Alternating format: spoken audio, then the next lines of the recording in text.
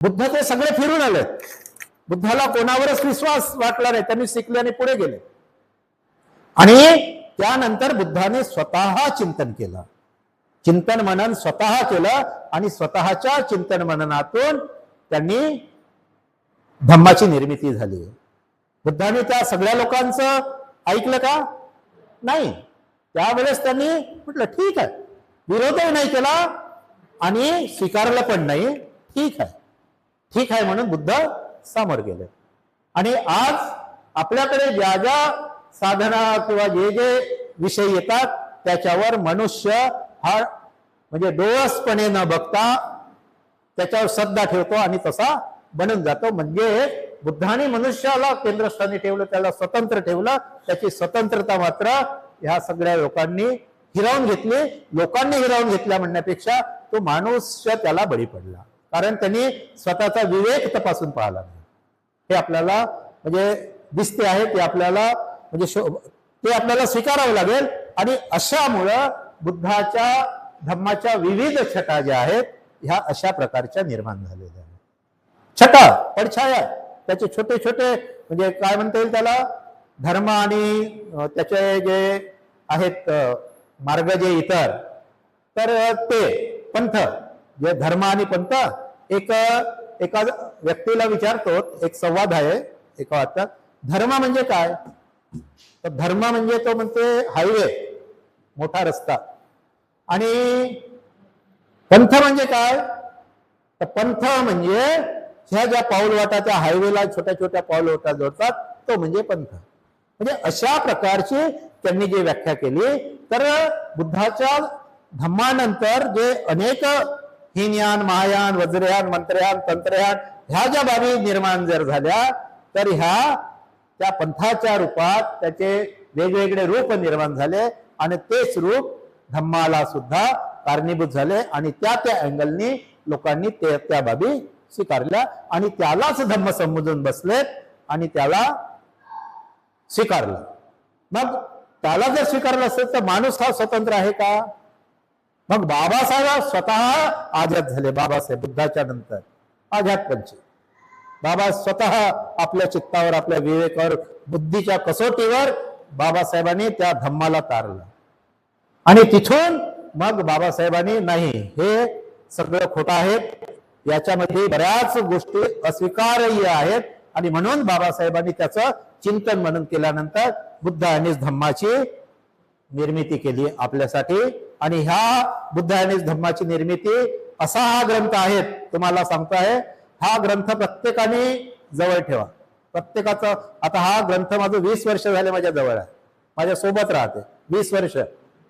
तर हा जो ग्रंथ आहे, तुम्ही ह्या ग्रंथाचा प्रत्येक पान उघडा, असं पुन्हा बंद करा, पुन्हा उघडा, पुन्हा बंद करा, तर तुम्हाला प्रत्येक पानावर माणसाच्या कल्याणाचे बीजांकुर दिसेल, जिवंतपणा दिसेल. प्रत्येक पान, एकही या धम्मग्रंथामधलं एकही वाक्य किंवा एकही सेंटेन्स तुम्हाला अहिताचं दिसणार नाही. हे आपण समजून घ्यायचं. म्हणून हा धम्मग्रंथ जो आहे, हा धम्मग्रंथ आपण स्वतः जवळ ठेवायचा. आणि कुटुंबामध्ये जेवढे लोक असेल, कुटुंबामध्ये जेवढे लोक असेल त्या प्रत्येकाचा पर्सनल ग्रंथ असायला पाहिजे. एखादी मार्केटमधून चांगला ग्रंथ आणला, वाचण्याजोगा आहे, तो आपल्या कपाटामध्ये ठेवा. कोणीतरी वाचेल, त्याला वेगवेगळे लोक वाचेल. परंतु पर्सनल जो धम्मग्रंथ आहे, बुद्धाने धम्मग्रंथ हा पर्सनल ठेवा. फार त्याला अंडरलाईन करा, काळ्या, लाल, निळ्या पेननं जे काही करायचं असेल ते, आणि त्याला नेहमी चालत राहा. ज्यांना इंग्लिशमध्ये, नवी पिढी आहेत, नव्या मुलांना इंग्लिशमध्ये जर असेल तर त्यांनी इंग्लिशमध्ये वाचा आणि मराठीमध्ये पण वाचा. आणि ज्यांना इंग्लिश नसेल त्यांनी मराठीमध्ये वाचा. तर अशा प्रकारचा हा जो धम्म बाबासाहेबांनी दिला, हा सर्वश्रेष्ठ धम्म आहे. आणि म्हणून आपल्याला त्याच्यावर चिंतन करायचं. आपण चिंतन का करता? क्लासमध्ये का बसलेला? आपण नेमकं करत का आहात? आपण ऐकत आहोत म्हणजे नेमकं करत काय आहात? आपण इथं क्लासला येतो आणि आपण ऐकतो आणि आम्ही वेगवेगळ्या माध्यमातून सांगत असतो. बनतेजी सांगतात, मी पण सांगतो. तर आपण नेमकं करतो काय? आपण तेच काम करतो की ह्या धम्माला समाज माध्यमावर ज्या प्रकारच्या विविध अंगाने, हे अंग जे आहेत, ज्या छटा आहेत, छटा कोरलेल्या आहेत, त्या छटा आपल्याला ज्या आपल्या हिताच्या जर असेल तर आपण स्वीकार करायचा आहे, अहिताच्या असेल त्याला नाकारायचा आहे. म्हणून इतका बुद्धी प्रामाण्यवाद जो आहे मनुष्य व्हायला पाहिजे. आपल्यामध्ये एवढी सजगता आणि धम्माच्या तो गाळून घेता आला पाहिजे, बुद्धाचा धम्म गाळून घेता आला पाहिजे, इतकी सजगता आपल्यामध्ये पाहिजे, बुद्धी प्रामाण्यवाद आपल्यामध्ये निर्माण व्हायला पाहिजे. आणि ज्या मनुष्यामध्ये बुद्धी प्रामाण्यवाद निर्माण होतो, जो जसे ते तशी प्रत्येक गोष्ट स्वीकारत नाही, तो आपल्या बुद्धी चातुर्याने त्याच्यावर घासून पाहतो आणि त्याला हिताचं वाटलं तर तो स्वीकारतो. तर असा मनुष्य कधी फसगत होत नाही, तो कोणाला बळी पडत नाही, तो कोणालाही, आणि तो स्वतंत्र असा आकाशात जसा पक्षी निर्भरपणे फिरत असतो तसा तो स्वतंत्र माणूस या समाज व्यवस्थेमध्ये फिरतो. तो निडर माणूस बनतो, तो कोणाला घाबरतही नाही आणि कोणाला भीतही नाही, तो कोणाचं नुकसानही करत नाही, परंतु कोणाला फायदा करता आला तर तो फायदा मात्र त्याला जरूर करतो. त्याच्या लक्षात जर आलं तर त्या दुसऱ्या माणसाला सांगतो का तू फसत आहे, तू हे काम करू नको. म्हणजे इतकी निर्भयता आणि इतकं चांगलं वर्क या धम्मामध्ये आहे. तर त्या धम्मात नाही तर मग कोणी आपण आपल्याच माणसाची फसवणूक होताना पाहतो ना. आपण बौद्धांच्याच लोकांची फसवणूक करतात, त्यांना आमिष दाखवतात आणि म्हणते आपण तर बौद्धच आहो ना, मी पण बौद्धच आहो. परंतु बौद्ध माणूस बौद्ध माणसाची जर फसवणूक करत असेल, त्याच्या अज्ञानाचा जर फायदा घेत असेल तर सर्वात पहिले तर तो बौद्ध नाही आहे. तर ही बाब जी आहे ही बाब कोण ओळखून काढेल? हे आपण ओळखून काढू. आपण जेव्हा या क्लासमध्ये येऊ, अनेक बाबी आपण चिंतन मनन करू, अनेक बाबी आपल्याला लक्षात येईल, तेव्हा कंटिन्युअस सवयीमध्ये त्या चिंतनातून आपल्याला ह्या बाबी लक्षात येईल तर आपली फसवणूक होणारच नाही. कोणाची होत असेल तो भाग वेगळा, परंतु तो आपला काय नाही, आपला आता आपली फसवणूक झाली पाहिजे, दुसऱ्याची फसवणूक नाही झाली पाहिजे. कोणी कोणाच्या अज्ञानाचा फायदा घेऊ नये, हाच धम्म सांगते आहे. आणि म्हणून अशा प्रकारे आपण जर पाहिलं तर ह्या विविध छटा सुद्धा अशा महत्वाच्या आहे. आणि महत्वाच्या छटा म्हणजे कोणत्या आहेत? पुन्हा दुसऱ्या याच्यामध्ये जगातील बौद्ध राष्ट्रामधून भारतात विस्थापित करण्यात येत असलेले धम्माचे विविध रूप, हे सुद्धा त्याच्या छटा आहेत. विविध रूप आहेत. कोणते विविध रूप आहेत? ज्या अनेक राष्ट्रामध्ये धम्म पोहोचला तो धम्म कसा पोहोचला आपण बघतोय. आता आपण पिकनिक घेऊन गेलो होतो गोठणगावला, तिबेट कॅम्प आहे, तिथे घेऊन गेलो होतो. आपण काय बघितलं तिथे? ते तिबेटचे लोक आहेत. तिबेटचे लोक असल्यानंतरही एका समूहाचे आपल्याला दिसायला काय दिसतंय? ते तिबेटचे विस्थापित लोक आहेत, सरकारने त्यांना हे दिले, ठीक आहे. परंतु तिथून विस्थापित झाल्यानंतर आपण काय शोधलं तिथे? आम्ही शोधलं. आम्ही काय बघितलं तिथे? 2 विहार आहेत, 2 समाजाचे 2 विहार आहे. इथून एक विहार इथे आहे आणि एक विहार जसं आपलं बाजूला आहे, अशा प्रकारचं. एका जातीचे लोक त्या विहारात जात नाही, त्या जातीचे लोक या विहारात येत नाही. एक त्याच्यानंतर त्यांच्या सिस्टीम वेगळ्या आहे, धम्माला अनुसरण्याच्या यांच्या सिस्टीम वेगळ्या आहे. काही सिस्टीम कॉमन असेल, परंतु अनुसरण्याच्या ज्या सिस्टीम आहेत त्या सिस्टीम वेगवेगळ्या आहेत. त्यांच्यामध्ये आल्यानंतर काय होते? तिकडला जो होतो मोठा असा तंबू आहे, असं बाम, त्याच्यामध्ये गोल गोल असं फिरायचं, 4 वेळे मारायचे आणि निघून जायचं. काय नमो तसं आपण म्हणतो नाही का? ते आता काय म्हणतात त्यांना माहित नाही, परंतु अशा प्रकारच्या त्या दोन्ही याच्यामध्ये वेगळं कल्चर आहे एकाच ठिकाणचे. आपल्या दृष्टिकोनातून ते एकच आहे. तर बाकीच्या दृष्टिकोनातून आपल्याला पाहत असताना एक जरी पाहत असेल सगळे लोक हे बुद्धिस्ट आहे म्हणून, पण बुद्धिस्टाच्या समाजामध्ये आपल्या समाजातील अनेक लोकांनी बुद्धाच्या धम्माचे विविध अंग जे एक हायलाइट्स केले, तर ते हायलाइट्स करणारे अंग सुद्धा आपण तपासून पाहिले पाहिजे. तर आपण खऱ्या अर्थानं म्हणजे विज्ञाननिष्ठ माणूस, सत्यनिष्ठ माणूस हा आपण बनू शकतो. मग त्या विहारामध्ये काय आहे विचारलं का कोणी? जो पार्ट होता आणि ते असं गोल गोल फिरतात ना, तर त्याच्यामध्ये विचारल्यानंतर त्यांनी काय झालं असे हे वाजवायचं, हे वाजवायचं, जसं मंदिरात जातो आपण तसं. आणि तिथून चौकशी केल्यानंतर ते काय म्हणतात, त्या याच्यामध्ये एका चिठ्ठीवर लिहून असे करोडो शब्द आहेत जे बुद्धाचे होते, ते चिठ्ठीवर लिहून त्याच्यामध्ये सीलबंद केलेले आहे त्या ड्रम मध्ये. आणि ते ड्रम मग फिरवत असते. आणि ते त्याचं मग आता तुम्ही बघा, आपण विज्ञाननिष्ठ आहोत, आपण सत्यनिष्ठ आहोत, तर त्याचा लाभ आपल्याला मिळू शकते का? ते श्रद्धा झाली. ती एक श्रद्धा आहे, त्यांची श्रद्धा आहे, परंतु ते त्यांना माहित नाही का ही अंधश्रद्धा आहे म्हणून. आणि माणूस गुलाम कधी बनतो?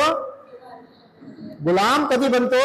माणूस हा अंधश्रद्धेमध्ये डीप जात असताना, आणखी डीप जात असताना माणूस कसा गुलाम बनतो याचं काही तारतम्य नसते. आणि माणूस मग नेहमी तेच करायला लागतो.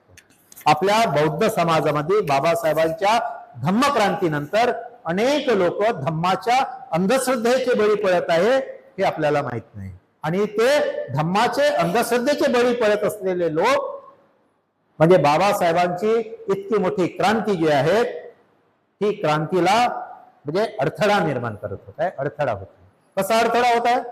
ते काही करत नसेल, त्याला मानतही असेल, परंतु तुम्ही सत्य धम्म सांगणार नाही. आणि बाबासाहेबांनी एवढा डिव्होटेशन दिलं, डिव्होटेशन नंतर धम्म जर सांगितला, आणि तुम्ही जर ते काम चुकीचं करत जर असेल, तर तो अडथळा नाही तर काय आहे? तो अडथळा नाही तर काय आहे? अडथळा आहे ना. आणि म्हणून अशा प्रकारचा धम्माला ज्या ग्लानी येतात, विविध रूप येतात, धम्माची विविध रूप अशा प्रकारे भारतात आलेला आहे. आणि बाहेरून काय आलेलं आहे? बाहेरून ह्या बाबी मिळालेल्या आहे आपल्याला की ज्या देशामध्ये बुद्धाच्या तत्वज्ञानाचा विकास झाला, त्यांनी चांगले आचरण आहे, धम्माची शिकवण चांगली आहे, म्हणून तिथल्या लोकांनी स्वीकारलं, त्या लोकांनी धम्माला स्वीकारलं. परंतु धम्माला स्वीकारल्यानंतर त्यांनी त्यांच्या रूढी परंपरा मात्र टोटली बाजूला काढलेल्या नाही.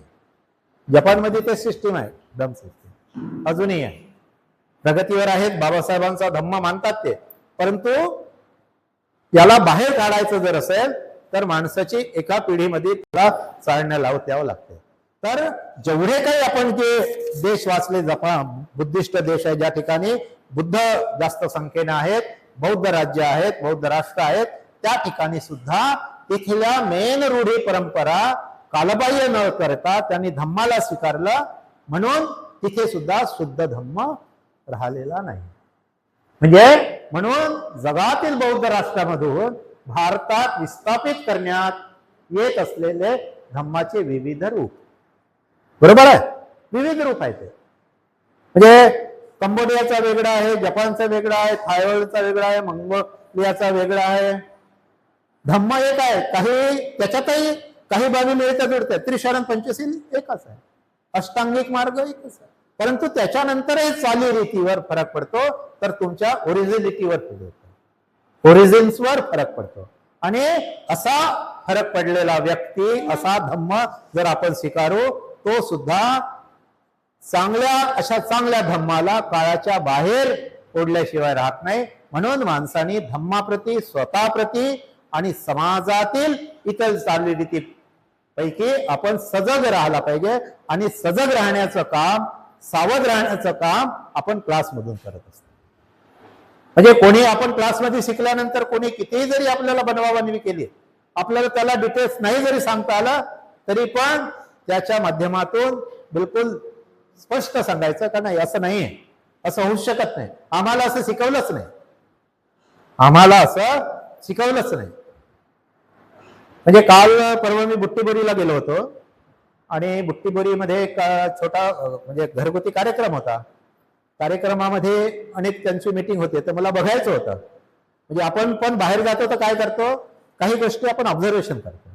त्या ऑब्झर्वेशन मध्ये काही महिलांचं असं मत आलं की भंतेजी म्हणे एक आलेत आणि तुम्ही एक नवीन भंतेजी चिवर घेतलं होतं म्हणे, दुसऱ्या उपासकांना जो आम्हाला टीचिंग करतो, जो पालीमध्ये MA आहे, आता PhD करत आहे, तो म्हणतो म्हणे अरे तुझ्या पूर्वजन्मीचं हे पुण्यकर्म आहे, तुझ्या अंगावर चिवर आलं.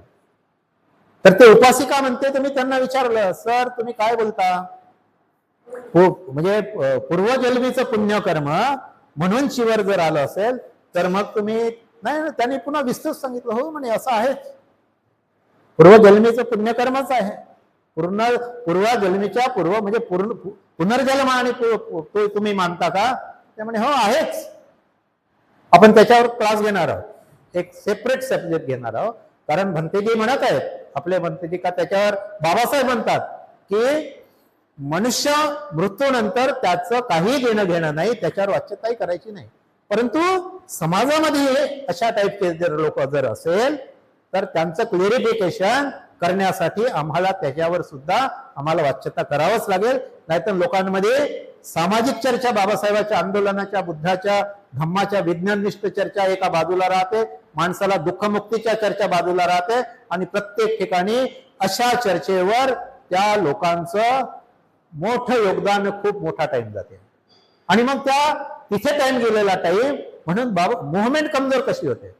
ज्या ठिकाणी विषय नाही आहे, ज्या ठिकाणी काही आउटपुट नाही आहे, त्याच्यावर आपण टाइम देतो, त्याच्यावर ऊर्जा खर्च करतो, आणि त्याच्यामुळं महापुरुषांचे जे आंदोलन आहेत ते बॅक पडतात. आणि महापुरुषांच्या आंदोलनातून जे गती मिळायला पाहिजे आणि सामोरं जायला पाहिजे, तर आमची ऊर्जा तिथेच खर्च होते, निरर्थक म्हणजे वाक्यावर किंवा निरर्थक भैसवर.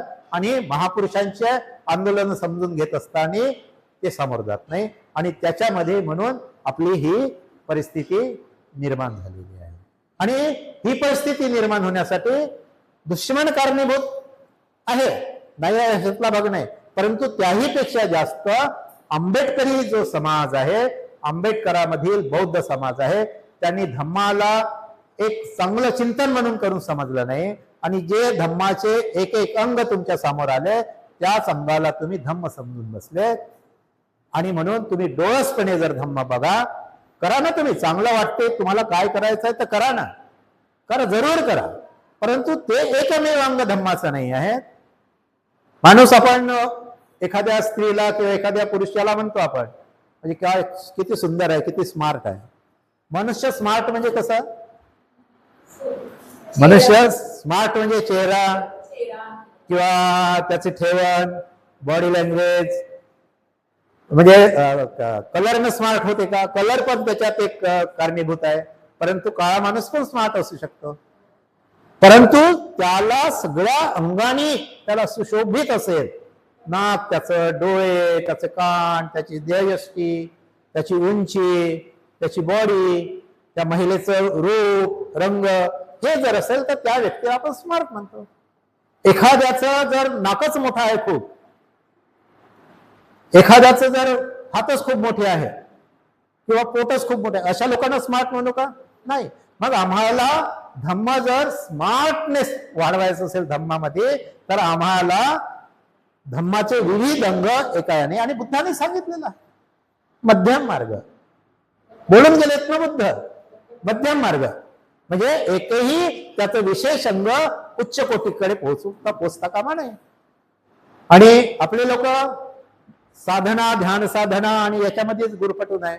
अनेक लोक विचारतात कुठे जायचं, ते आपण जातो 10-20 दिवसामध्ये बसतो, आपल्याला फ्री मिळते, आपण बोलत नाही एकमेकांसोबत, आणि त्याच्यामुळं 10 दिवस वेगळं वाटतं. तुम्ही फिरायला जा ना 10 दिवस, काहीच नका करू, चिंतन नका करू, मनन नका करू, वाचू नका, अभ्यास करू नका. बाबासाहेबाला, बुद्धाला बाजूला ठेवा, महापुरुषाला म्हणजे महात्मा फुलेंना बाजूला ठेवा आणि फिरायला जा निसर्गाच्या सान्निध्यात.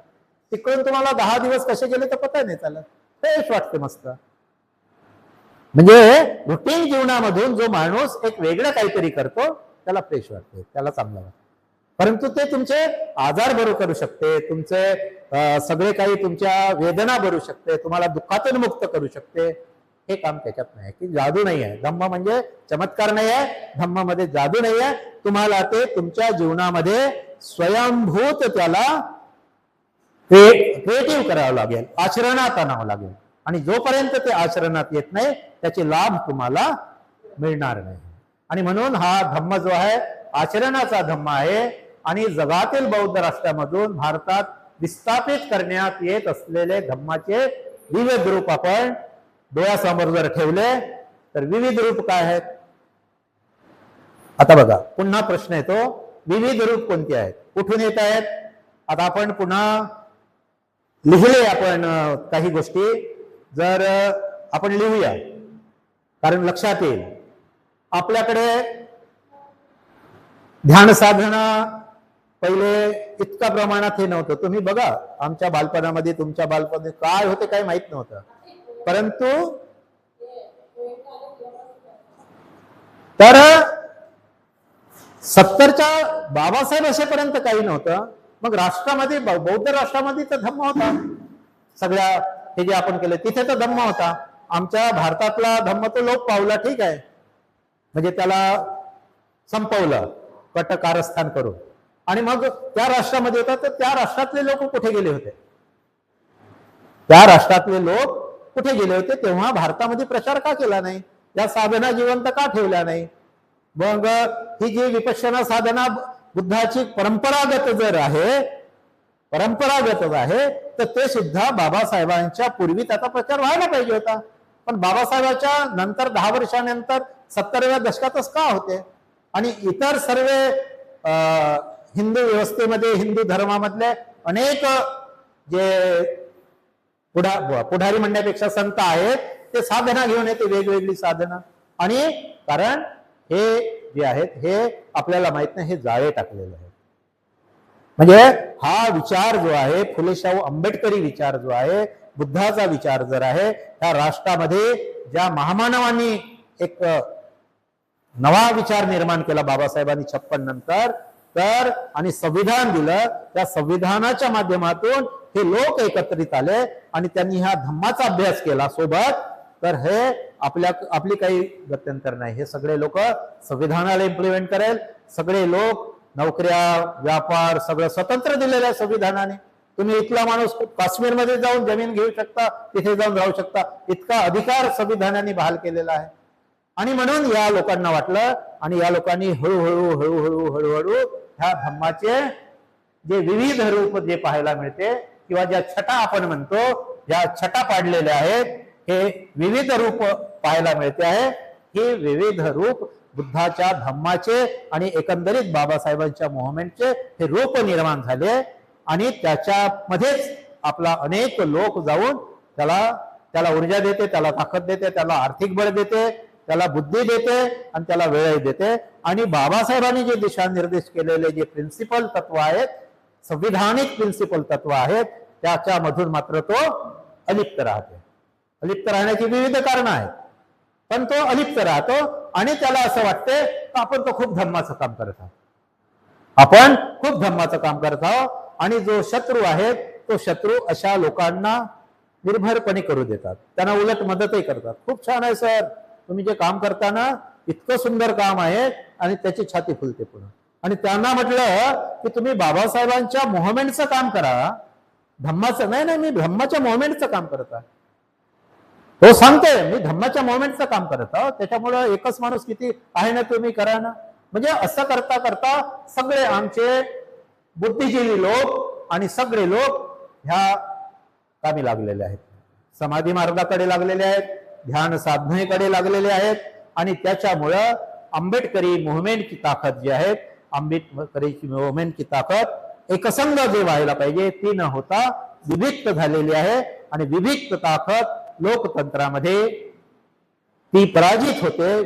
ती ताकद जर नसेल तर ती पराजित होते. आणि पराजित माणूस हळूहळू गुलामीकडे वळतो. आणि ते गुलामी अशी घट्ट बनते की तुम्हाला पताही चालत नाही. तुम्ही तर 70 वर्षानंतर 80 वर्ष निघून जाणार, परंतु येणाऱ्या पिढीसाठी तुम्ही आदर्श उदाहरण जर देऊ शकले नाही, तर मनुष्य मात्र पिढ्याने पिढ्या गुलाम होतो आहे. तुम्ही हिंदू धर्म व्यवस्थेतलं पाहा ना, आपण बोलूया, काही हरकत नाही. काय मानसिकता आहे त्यांची? त्यांच्यावर एवढं बर्डन टाकलेलं आहे की वर्षातल्या प्रत्येक महिन्यानंतर, 2 महिन्यानंतर, 3 महिन्यानंतर त्याला विचार करण्याची जी पद्धत होती तेच बंद करून टाकली. कारण बसा ना, भारतातली व्यवस्था जगामध्ये माहितच नाही, ते आपल्या याच्यात खुश आहे. परंतु आपल्याला असं वाटते की जगामधून, विविध जगामधून भारतात जे वेगवेगळे कार्यक्रम येतात, तर जगामधून लोक बुद्धाचा धम्माचा प्रचार करायसाठी येतात. काय प्रचार करतात बुद्धाच्या धम्माचा? कालपर्यंत कुठे होतं? कठीणची वरदान, गगन मलिक मूर्ती वाटतो आहे. ध्यान साधनेला 70च्या दशकामध्ये एकदम सगळे लोक त्याच्याकडे आकृष्ट झालेले आहेत. खूप भिक्खूज गण त्यांचा हे प्रचार करतात आणि सांगतात. म्हणजे म्हणजे जे माणूस मृत्यूनंतर काय होते त्याचा पुनर्जन्मावर खूप वाच्यता होते. म्हणजे हे विविध रूप जे आहेत, विविध अंग, तर हे बाहेरून आलेले आहेत. 2013 नंतर चॅन्टिंग चालू झालेली आहे.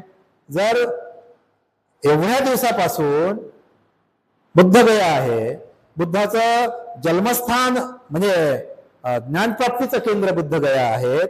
जर हे केंद्र असताना जगातील राष्ट्रामध्ये सगळ्या धम्म प्रसार होत असताना किंवा ते राष्ट्रबुद्धिस्ट असताना तुम्ही कालपर्यंत चॅन्टिंग का केले? 13 नंतर का आले बा? 2013 नंतर प्रश्न नाही पडायला पाहिजे का? चिंतन करणाऱ्या व्यक्तीला तर प्रश्न पडेल. म्हणून